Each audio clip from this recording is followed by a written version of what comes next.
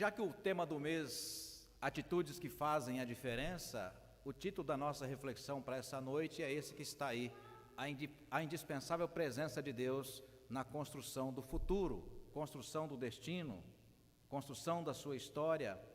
Eu não tenho dúvida nenhuma de que lá em 1976, quando a minha mãe, com aquele monte de menino, incluindo a mim, toma a decisão de ir para a Igreja Presbiteriana Independente, lá em Cacilândia, no Mato Grosso do Sul, certamente, nenhuma dúvida, a minha história seria outra se minha mãe não tivesse tomado essa decisão. Por isso, irmãos e irmãs, sobretudo jovens, adolescentes que estão aqui, hoje nós vamos falar um pouco de influencer. Sim, influencer, está na moda, né? Para essa família que está aqui, ou que esteve aqui, que está no templo, né? Quer influencer melhor do que a Dona Isabel para vocês? Hoje temos muitos influencers de palavras e símbolos, mas o verdadeiro influencer, de acordo com a Escritura Sagrada, é atitudes que fazem a diferença. Então, convido você, se já encontrou o texto, encontre lá comigo. Agora que eu estou olhando lá, não é 2 Crônicas, na hora de eu digitalizar, acabei colocando o texto errado, é 2 Samuel, o mesmo capítulo, o mesmo versículo. Está dando microfonia aqui, né? Será que precisa baixar? 2 Samuel, segundo livro de Samuel, o capítulo, isso, perfeito, o capítulo é o de número 6 mesmo, o verso de número 12. Sob o título A Indispensável Presença de Deus na Construção do Futuro.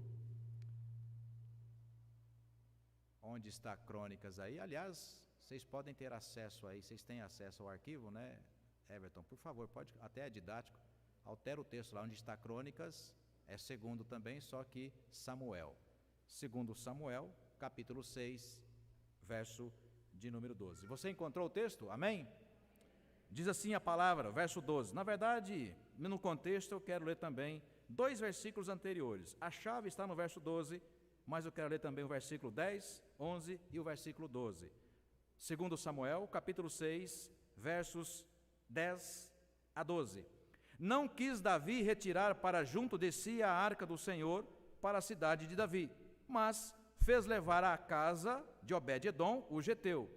E ficou a arca do Senhor em casa de Obed-edom, o geteu, 3 meses.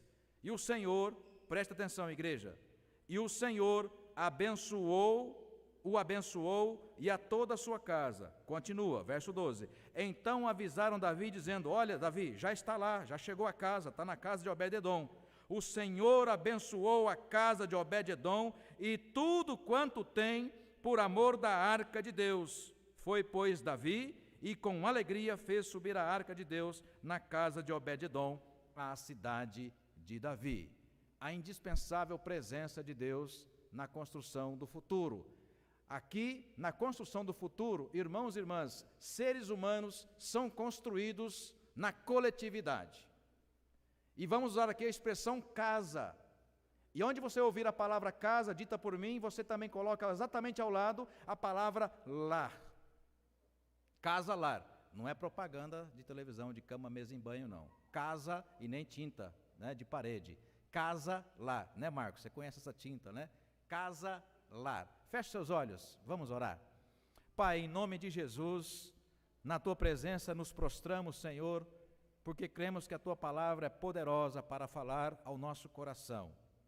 Nos alimenta, Senhor, nos edifica, nos instrui, e também nos desafia, Senhor, mudança de atitudes. Que a Tua palavra, e tão somente ela, no poder do Teu Espírito Santo, nos inspire, Senhor, nos influencie a tomar decisões que precisam ser tomadas para que nosso futuro, ó Pai, seja conforme o Teu propósito. Fala conosco, ó Pai, como já tens feito até aqui, mas agora especialmente na instrução da Tua palavra. Oramos em o nome de Jesus. Amém. Eu quero que você repare um pouquinho a palavra influencer. Você conhece, você que é jovem, os mais jovens, claro que conhecem a palavra influencer. Está muito na moda. Ou youtuber, Então vamos pensar, quem não conhece, vocês que são meninos, quem não conhece esse cara? E aqui, na moda, direito de expressão, e é uma figura pública e não pode ser usada, porque está aí no Google imagem, é gratuita a imagem, e não estou fazendo nenhum comentário, só estou colocando ele como algo que ele é. Ele é um influencer. A palavra é em inglês, mas em português é um influenciador. E não influencia um grupo pequeno não, mais de 50 milhões de pessoas são seus seguidores. É um garoto jovem, com menos de 30 anos, milionário, por causa do seu clique ali, por causa da sua curtida, por causa do seu compartilhamento. Esse garoto, com 3 décadas de idade aproximadamente, e um milionário, nada contra, tem competência, mas muitas vezes o vazio ou o vácuo que você, pai, que você, mãe, por estar por outras razões, cuidando do futuro dos seus filhos, o vácuo que você muitas vezes permite na sua casa, na sua família, o tempo vago, ele ocupa. E é um influenciador, inclusive talvez até dos seus filhos, dos meus, mas não apenas ele, tem uma outra imagem também, a Anitta, influencer de milhões e milhões de brasileiros, latino-americanos e até norte-americanos. E, portanto, eu quero que você veja comigo um texto de 1 Coríntios, capítulo 11, verso 1. Abra lá a sua Bíblia. 1 de Coríntios, a palavra influencer, vamos pensar aquilo que influencia, e quando você influencia alguém, você tem um imitador, alguém que começa a te imitar. Então, abra comigo o texto de 1 de Coríntios, 1 de Coríntios, capítulo 11,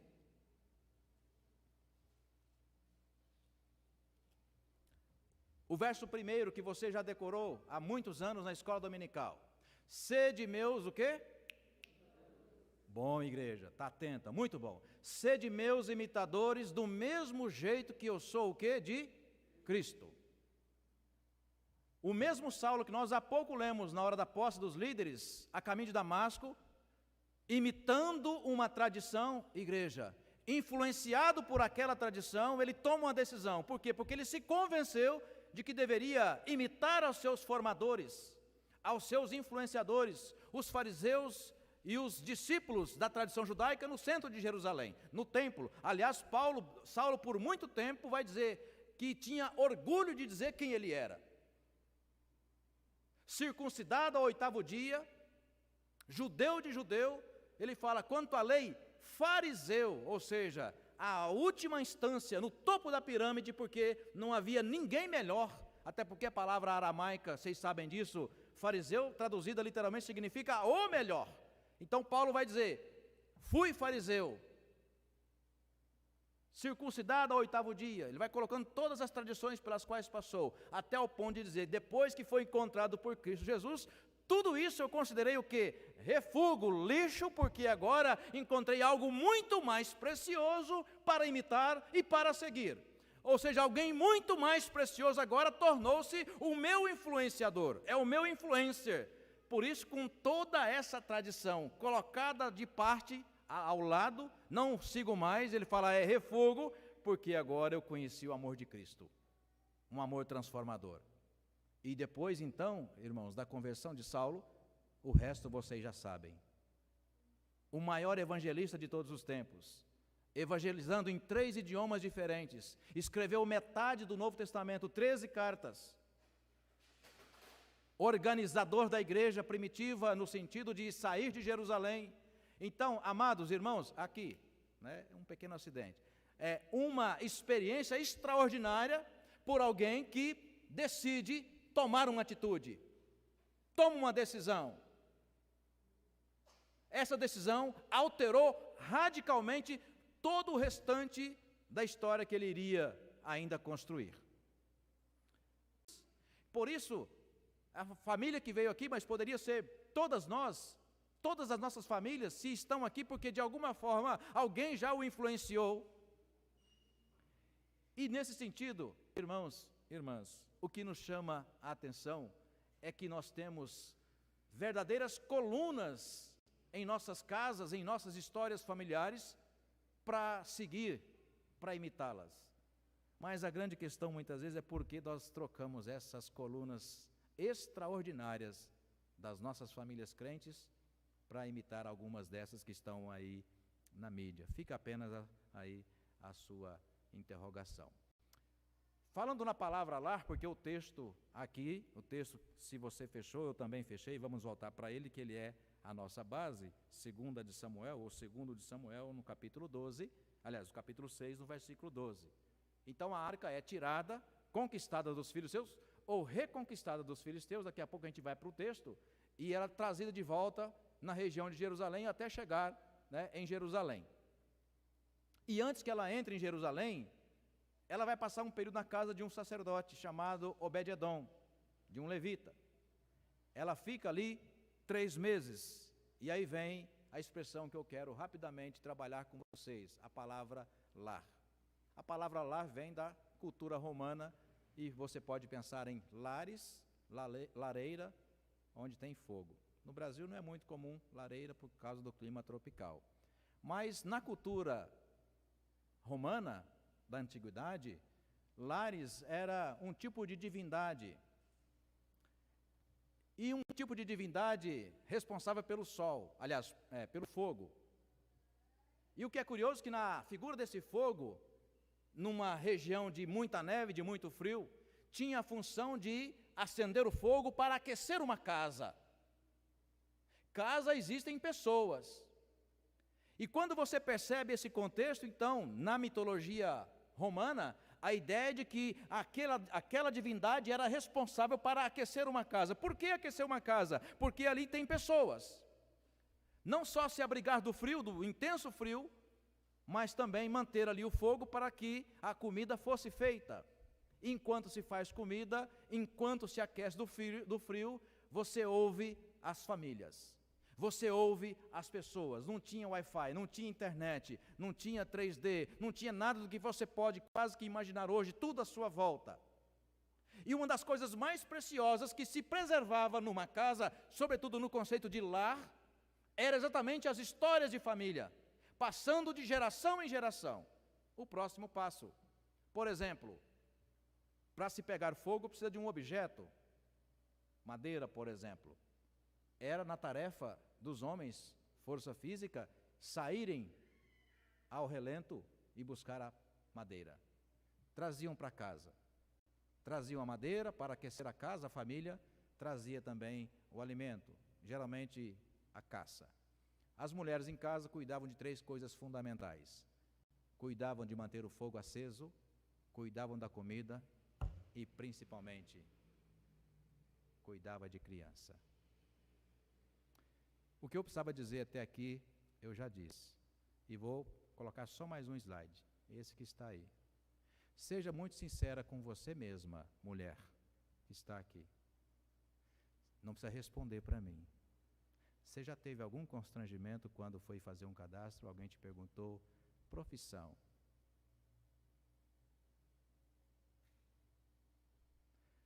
Coloquei em vermelho para destaque mesmo, profissão. Então agora você já sabe dizer o que significa um lar. Talvez nessa noite aqui, irmãos e irmãs, a melhor pessoa que possa tomar o microfone e fazer um depoimento sobre o que significa lar, seja a Dona Isabel. Na minha estrutura familiar, a minha mãe. Na sua, presbítero Marcos, a Dona Antônia. E na vida de cada um de vocês, certamente tem alguém. Mas em algum momento desses tempos modernos, de 1950 para cá, e por razões óbvias, São Paulo, Rio de Janeiro, algumas capitais começam a ser industrializadas, começa a haver um êxodo rural, as pessoas saem do campo, dos sítios. São Paulo não foi diferente, aliás, aqui no grande ABC não é diferente, as pessoas começam a migrar para as cidades. O perfil familiar começa a ser alterado. E antes aquela honra bíblica que Deus conferiu à mãe, à progenitora, a quem engravida, a quem amamenta, a quem enquanto está no colo, amamentando, está ali, ensinando a tradição da palavra, orando com a criança. Vide, por exemplo, o caso da impressionante Jezabel, misericórdia, Joquebede. Ainda bem que corrigi em tempo. Joquebede. E diferente do que muitos dizem nesses tempos modernos, não foi apenas o feminismo que colocou na mulher moderna a vergonha de dizer profissão do lar, foi também o capitalismo. Afinal de contas, 2 trabalhando, 2 tendo salário, é muito melhor do que 1. 2 trabalhando, aumenta a capacidade de consumo. O problema é que para trabalhar mãe e pai, nesse mundo voraz, alguém precisa cuidar de criança. Não vou comentar se você fez certo ou errado. Estou apenas comentando o resultado. Todos nós queremos uma família assim. É a minha oração, e Deus é testemunha, de todos os dias, ver os meus filhos, os meus 3 filhos, os 2 mais velhos, uma em Londrina, o outro aqui em São Paulo, ainda que batizados e professos, são tementes a Deus, mas não estão frequentemente na igreja. Se eu dissesse para você que o meu sonho de todos os dias não é esse, estaria mentindo. E eu tenho certeza, igreja, que também é o seu sonho, é o sonho de muitos pais aqui, de muitos avós aqui. Mas nós percebemos que algumas atitudes que vêm sendo tomadas nos últimos 30 anos estão alterando o destino e a história de nossos familiares. E nesses tempos somos obrigados a recorrer ao texto bíblico para de novo perceber, né, o que o texto ensina. Qual é a receita para a gente ter, por exemplo, uma família toda no altar do Senhor? Tá? Esse é o tema da nossa reflexão. Eu quero que você repare comigo em alguns momentos aqui. Primeiro momento, você pode escolher a semente, usando a figura do semeador. Você pode escolher a semente que você quer plantar. Você pode escolher o feijão, o milho, o soja, o maracujá, ou aquela cultura que esteja dando mais lucro. Você pode escolher a semente que você quiser. E aqui um primeiro momento para a nossa reflexão, e eu pretendo, pelo menos pretendo não me demorar. Quando você escolhe a semente e você planta, até aquele momento do plantio, é uma escolha sua, é uma decisão sua. Afinal de contas, estamos num país democrático, livre, direito de ir e vir, direito de falar, ainda que não seja de modo criminoso. Nós podemos então tomar decisões, sobretudo quando somos adultos. Mas quando nós tomamos a decisão por uma escolha, aliás, tomamos a decisão por uma semente e nós a plantamos, aí termina a nossa liberdade. Porque o texto bíblico diz com toda clareza: o que você planta, o que você planta, você colhe. Pensando nisso, abra comigo agora no primeiro livro, 1 Samuel. 1 Samuel, vamos pensar um pouco aqui nesse exemplo. Famílias que escolheram sementes, plantaram e depois tiveram os seus frutos, fizeram a colheita. Então, primeiramente, vamos pensar numa família crente, bíblica, uma família crente que tomou uma decisão. Aí mesmo em Samuel, só que no primeiro livro. No primeiro livro, no capítulo 1 também, abra lá. Primeiro livro de Samuel, capítulo 1, eu vou ler para você apenas um versículo. E preste muita atenção, se você, sobretudo, não conhece o texto. 1 Samuel, capítulo 1, eu vou ler o verso 27 apenas. Por este menino, imagine essa cena, vou sair daqui. A mãe com o menino aqui de aproximadamente 3 ou 4 anos no colo. Essa mãe chamava-se Ana. Ela vai até o templo, ela anda vários e vários quilômetros com seu esposo chamado Eucana. Ela com o menino no braço, depois de desmamado, pastor, mas com 4 anos, sim. Na tradição judaica, um menino mamado, uma mulher mamava até 5 anos. E ela vai até o templo com o seu marido e entrega ali para o sacerdote chamado Eli e fala essa frase: irmãos e irmãs, que eu amo de paixão. Por este menino orava eu. Por este menino orava eu. Estou aqui para entregar. Sabe de quem ele está falando? De Samuel, o mesmo profeta que mais tarde você vai conhecer, escrevendo esses 2 belíssimos livros que agora você tem direito, por exemplo, de consultá-lo do começo ao fim. No começo da história, você conhece a história de Ana e Eucana. Ana é estéril. Sonhava em ser mãe. Não podia. E ela começa uma campanha consigo mesma e com Deus em oração.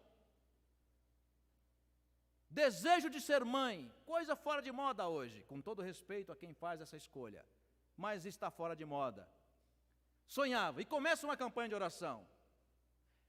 E quando está demorando a resposta, ela ousa mais ainda no compromisso com Deus. Senhor, se tu me deres um filho, ele será consagrado para o teu serviço. Vou fazer uma pausa para contar uma ilustração. Num casal que desejava ter filhos, casal crente, e depois de muito tempo tentando, não vinha criança, não vinha o bebê. Então o casal decide fazer uma promessa para Deus. Senhor, se tu nos permitires ser pai e mãe, sermos pai e mãe, quando a criança nascer, nós queremos que o Senhor a leve para ser um missionário, para ser um pastor. Ah, não demorou muito, a moça engravidou.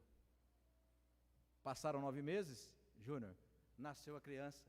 Quando nasceu a criança, aquele pai pegou, que coisa linda, 4 quilos, 150, 53 centímetros, já nasceu criado, sim, né? 53 centímetros, e o pai erguendo para os céus, eita, um menino, né? Aqui, nasceu o primeiro engenheiro da família. Passou um tempo, engravidou, segunda criança. Da mesma forma, gravidez linda, maravilhosa, criança forte, saudável. O pai da mesma forma ergue e diz, aqui, nasceu o primeiro médico da família, e assim ele vai. Engenheiro, médico, advogado. 4ª gravidez, para quem não podia ser mãe. Gravidez conturbada, várias ameaças de aborto, e com muita dificuldade, a criança nasceu no 7º mês. Mirrada, com muitas dificuldades, vai para a estufa. E quando a família ou o casal é autorizado a buscar a criança para levar para casa, ele pega a criança, e é uma ilustração, mas poderia ser um caso real. Uma criança muito frágil. Senhor, aqui está o primeiro pastor da família. Percebe como nós somos nos nossos sonhos e desejos?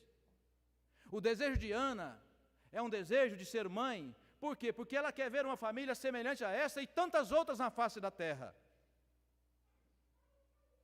E então ela toma uma decisão.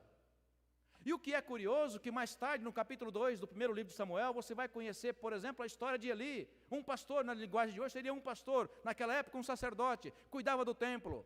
E quando Ana estava orando, mesmo com visita na sua casa, Eli estava na casa dela, junto ao seu esposo Elcana, estavam conversando, e Ana, andando pelo caminho, imagina essa cena, né? Ali, fazendo oração, mexendo com os lábios. De repente, o sacerdote fala assim para ela, Eli, mulher, larga desse vinho. Está bebendo demais, está desmiolada. Ela fala assim, não sou mulher perturbada, porque estou clamando ao Senhor, porque eu desejo ser mãe. E sabe quem é Eli? Aquele mesmo que amava muito mais aos seus filhos do que a Deus. Aqueles que desonravam o templo, aqueles que desonravam o Senhor, por quê? Porque Eli tinha uma visão diferente sobre o que é ser pai. Tomou atitudes diferentes para com a educação dos seus filhos. Agora você entende porque essa mãe toma a Samuel nos seus braços e vai cumprir a promessa, e chega no templo e diz essa frase linda que eu espero que marque você se você não conhecia. Sobretudo você, mãe, por este menino orai. Irmãos e irmãs, quando nós escolhemos a semente e nós a plantamos, Deus nos honra naquilo que há de nascer. Mas o nosso erro não está no plantio da semente, porque o que nós plantamos, nós colhemos. O nosso erro, muitas vezes, aliás, na maioria das vezes, está na escolha da semente. Hoje pela manhã, eu conversava com a minha esposa, a pastora Alessandra, enquanto vínhamos no carro, contando de um casal que conheci 25 anos atrás, que foram minhas ovelhas lá em Goiás. E um dia nos surpreendeu a todos numa escola dominical, quando falávamos sobre educação de filhos. E então aquele homem diz ao testemunho de todos que estavam ali, pastor, eu sonhava muito quando era jovem e ter 2 filhos e ter 2 heróis na minha casa. Hoje, pastor, se eu tiver 2 cidadãos, já estarei muito satisfeito. Isso apenas um exemplo para mostrar, irmãos e irmãs, o quanto nós sonhamos com os nossos filhos, mas também o quanto nós dedicamos para que de fato possamos ter experiências assim. Abra comigo ainda aí em Samuel, no capítulo 2. 1 Samuel, já que estávamos no capítulo 1, capítulo 2. Uma outra visão sobre semente escolhida. Eli, sacerdote, também foi também teve filho. No capítulo 2, eu vou ler para você o verso 28 até o verso 30. Na verdade, o verso 27, para você entender o contexto. Veio um homem de Deus a Eli, o sacerdote, e lhe disse: assim diz o Senhor, não me manifestei, na verdade, à casa de teu pai, estando os israelitas ainda no Egito, na casa de Faraó? Eu, falando para Eli, eu o escolhi dentre todas as tribos de Israel para ser o meu sacerdote, e hoje seria um pastor, para subir ao meu altar, na minha igreja, para queimar o incenso, para dirigir o culto, para pregar, e para trazer a estola sacerdotal perante mim, ministrar os sacramentos, e dei à casa de teu pai todas as ofertas queimadas dos filhos de Israel. Por que, pois, pisais aos pés os meus sacrifícios e as minhas ofertas de manjares que ordenei se me fizessem na minha morada? E tu, pai, diria assim, por que honras a teus filhos mais do que a mim, para tu e eles vos engordardes das melhores de todas as ofertas do povo de Israel? Portanto, diz o Senhor, Deus de Israel, na verdade, dissera eu que a tua casa e a casa de teu pai andariam diante de mim perpetuamente, porém agora, diz o Senhor, longe de mim tal coisa, por quê? Porque aos que me honram, honrarei, porém os que me desprezam serão desmerecidos. No mesmo contexto, histórias e destinos de famílias diferentes. E de famílias crentes.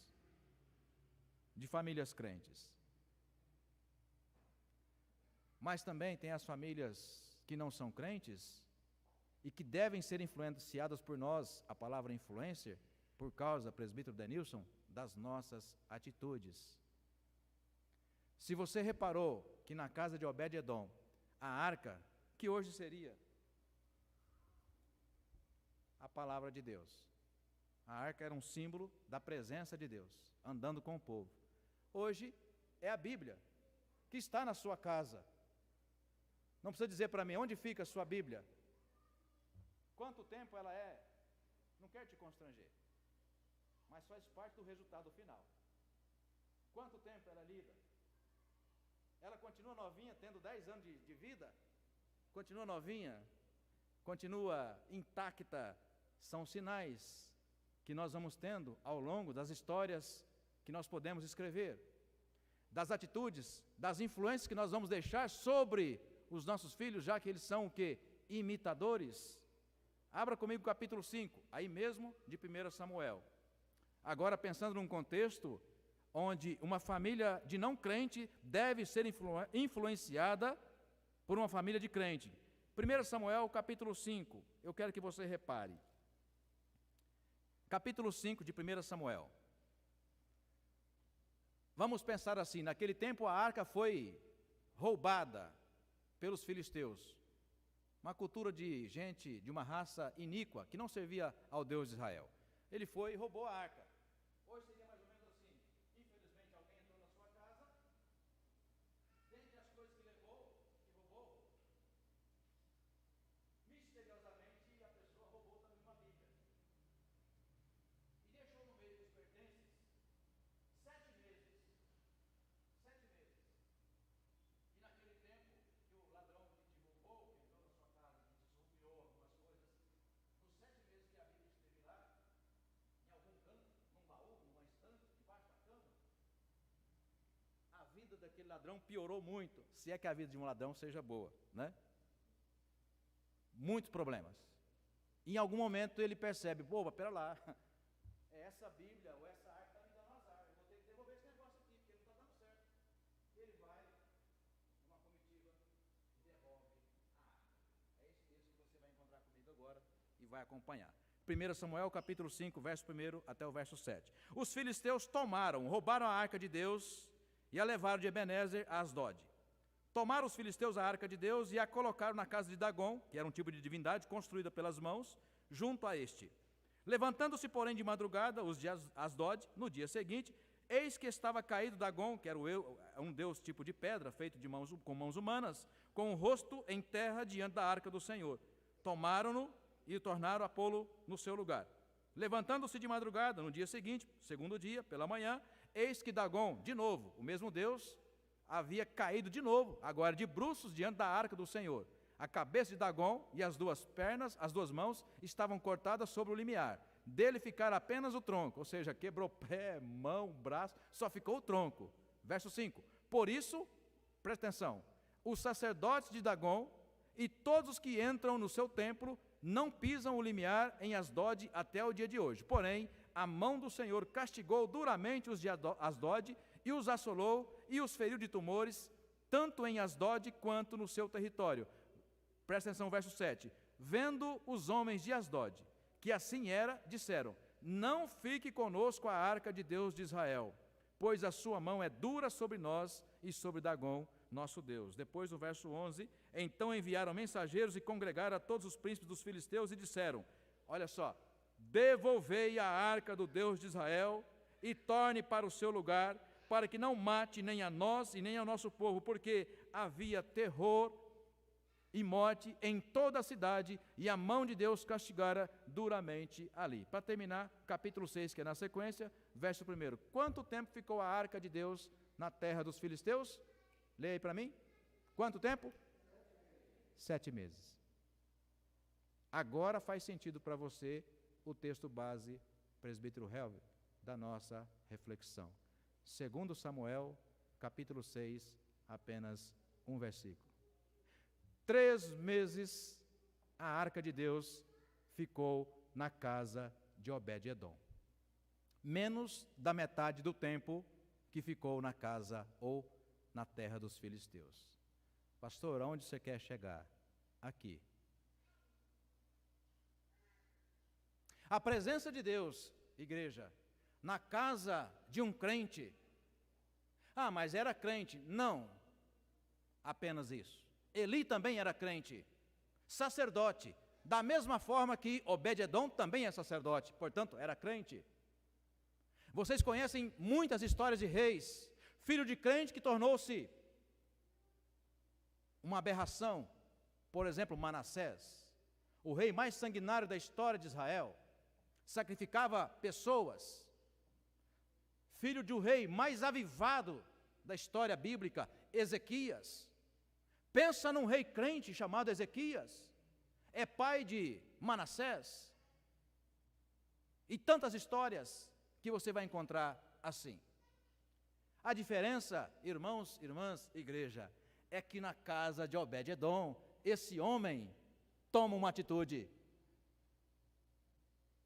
Na casa do Senhor, na minha casa, o Senhor reinará. Amém? E aqui, irmãos, não é apenas no domingo pegar os filhos e trazer no carro para a igreja. Não. Essa é a cereja do bolo. Porque criança aprende desde a hora, no meu caso, o Pedrinho, desde a hora que acorda, 5:30 da manhã, pastor Alessandro. E já corre no quarto. E já está causando, e quer isso, e quer aquilo, e está vendo o tempo todo. Ele nos ouve, ele nos vê, ele olha em cada detalhe. O jeito de esposo e esposa sendo tratado, o jeito de dirigir o carro, o jeito de ir ao supermercado, o jeito de vir à igreja. Portanto, irmãos e irmãs, Obed-edom toma exatamente esta diferença. Aqui na minha casa, o Senhor reinará. Por isso o texto diz que Deus abençoou a Obed-edom e tudo o que ele tem. O que um homem tem? Homem tem fé em Deus, homem tem esperança no Senhor, homem tem obediência, homem tem chefia, homem tem esposa, homem tem filhos, homem tem profissão, homem tem também um testemunho numa sociedade. Por isso a história de Obed-edom será diferente. Construirá um destino diferente, por quê? Porque as atitudes que ele tomara dentro da sua casa foram responsáveis pela história que mais tarde chegaria aos nossos olhos, que estamos fazendo hoje e aqui. Num segundo momento, a semente da palavra de Deus sempre vai produzir bênção.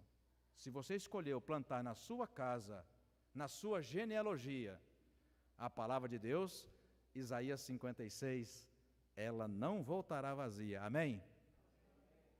Está meio fraco. Amém? Isso aí. Quem foi Obed-edom? Ou você pode perguntar, já estou terminando, Quais resultados, pastor, aquela decisão, aquela atitude gerou? Aquela atitude gerou quais resultados? Você conhece a história de Obed-edom? O restante? Vamos comigo, já vou terminar. Agora sim, abra lá em Crônicas, no capítulo 15. 1 Crônicas, no capítulo 15.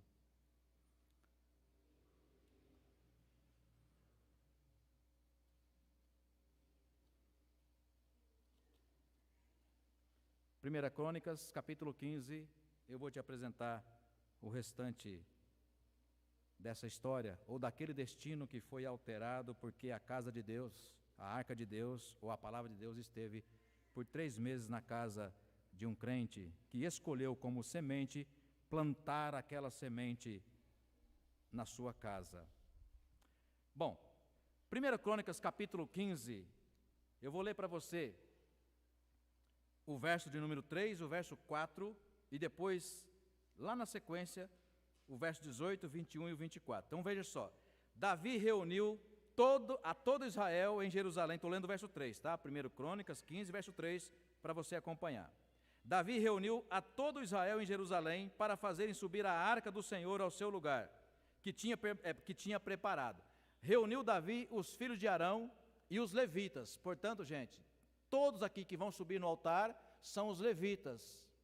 Os levitas são os descendentes de Levi, da tribo de Levi. Não tinham terra para plantar, porque eles foram separados para cuidar do templo, para cuidar da igreja. E isso foi de geração em geração, passou séculos sendo assim, até o tempo do rei Davi. No rei Davi ele vai e conquista de volta, já que os filisteus tinham roubado a arca. Ele vai, conquista de volta a arca, ela vem e fica 3 meses na casa de Obed-edom. 3 meses. E diz o texto, e Deus abençoou a casa de Obed-edom por causa da arca de Deus ali naquele lugar. Então, certamente, irmãos e irmãs, ele tem oportunidade. Então, é o tempo que nós temos de fazer culto doméstico. É o tempo que nós temos de estar na presença de Deus. Então, ele vai falar isso para os seus filhos, para as crianças, para os netos, vamos imaginar, para todo mundo que compõe aquele lar. As histórias de família são construídas no lar. Os imitadores vão nascer no lar. Os influencers trabalham no lar, onde se formam os ideais, os cidadãos, as cidadãs e, sobretudo, os novos cristãos. Então, Davi faz isso, reuniu os levitas. Quem estava lá? Agora sim, verso 18, porque o texto é longo, vou ler o verso 18. Entre os levitas, quem estava? E com eles a seus irmãos da segunda ordem, Zacarias, Beni, Jaziel, Semiramote, Jeiel, Uni, Eliabe, Benaia, Manassés, Matitias, Elifelel, Miquneias e os porteiros, Obed-edom e Jeiel. Verso 21, Matitias, Elifelel, Miquneias, Obed-edom, Jeiel, Azazias, com harpas, em voz de baixo para conduzir o canto. Então, vamos recordar, na primeira escala, Obed-edom é porteiro. Cadê a presbítera ali? Né? Várias funções na mesma vocação. Obed-edom é porteiro. Obed-edom é baixo, ele canta no coro, ele louva a Deus. Obed-edom mais embaixo. Veja comigo, verso 24. Sebanias, Josafá, Natael, Amazias, Zacarias, Benaia, Eliezer, os sacerdotes tocavam as trombetas perante a arca de Deus. Obed-edom e Jeías eram que? Porteiros da arca. Aí você fala, pastor, mas só isso? O melhor vem no final. Vai lá para o capítulo 26. Vamos terminar essa história. Aí mesmo, em 1 Crônicas. Capítulo 26. O que acontece, irmãos e irmãs, quando um homem e uma mulher crentes tomam uma decisão de colocar em sua casa a presença de Deus? O resultado está aí. 1 Crônicas 26. Vou ler para você. 26 eu vou ler verso 4, verso 5, verso 8 e o verso 12. 1 Crônicas 26, versículo 4. Os filhos de Obed-edom: Semaías, o primogênito, vai contando. Jeozabade, o segundo. Joá, o terceiro. Sacar, o quarto. Natanael, o quinto. Amiel, o sexto. Issacar, o sétimo. Pauletai, o oitavo. Por quê? Porque Deus, o quê? O tinha abençoado. Lá naquele tempo, quando ele decide colocar na casa dele a presença de Deus. 8 filhos abençoados. Vai para baixo agora, verso 8. Todos estes foram dos filhos de Obed-edom. Eles, seus filhos, seus irmãos, homens capazes, robustos para o serviço, ao todo quanto? 62. É assim que a gente constrói uma história familiar, irmão, irmã, de influencer. Eu vou terminar aqui. O melhor influenciador jovem que você pode ter na vida é o seu pai crente, a sua mãe crente, o seu avô crente, a sua avó crente, porque essas histórias já foram construídas. Basta você olhar para trás. E a nós, adultos, idosos, a mesma coisa. Os nossos filhos e netos que estão conosco em casa estão nos vendo, ouvindo e reparando o tempo todo. Eles querem nos imitar. Mas para que eles imitem, irmãos e irmãs, verdadeiros homens e mulheres de fé, nós precisamos construir isso exatamente dentro da nossa casa. As escolhas são suas. Você mãe, ou você futura mãe, você pai, ou você futuro pai, as escolhas são suas, mas depois que elas forem feitas, não mais poderão ser alteradas. Que Deus assim nos abençoe, irmãos e irmãs, em nome de Jesus.